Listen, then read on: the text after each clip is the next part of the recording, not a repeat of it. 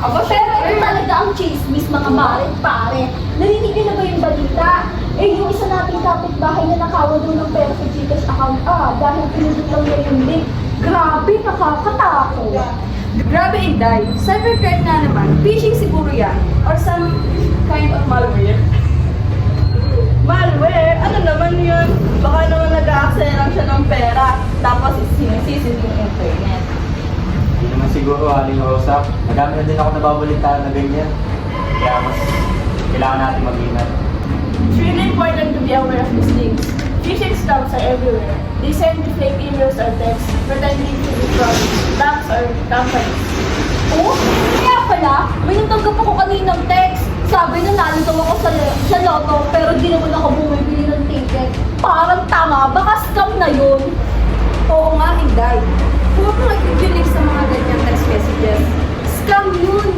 Kaya pala, mabuti na yung maging maingat. Huwag na huwag magtiwala sa mga hindi kilalang tao sa mga internet. Tama, Aling Rosa. Kailangan natin mag-ingat. Kailangan natin mag-ingat lalo na sa mga website na natin pinupuntahan. Good point, Pedro. And use strong password, guys. Don't use the same password for everything. And update your apps and software regularly. Sus, ang dami naman niya. Parang ang hirap naman sundin. Kaya nga, kailangan natin magtulungan. Pag may mga suspicious tayo na kitang ganyan, sabihin natin agad sa isa't isa. Para tayong mga bayani, protecting each other from cyber criminals. Oo nga naman. Para tayo mga superhero ng barangay, fighting cybercrime. Here's some way to prevent us from being victims of cybercrime. Tips number 1. Always think before you click. Many cybercrime starts with one careless click on a suspicious link or attachment. Before clicking, ask yourself, do I know this sender? Is this thing safe? If you have any doubt, don't click it. Tip number 2, protect your personal information. Never share sensitive details like your password, bank information, or personal ID online, especially with strangers or unsecured websites. Cybercrimes use this information to steal your money or your identity.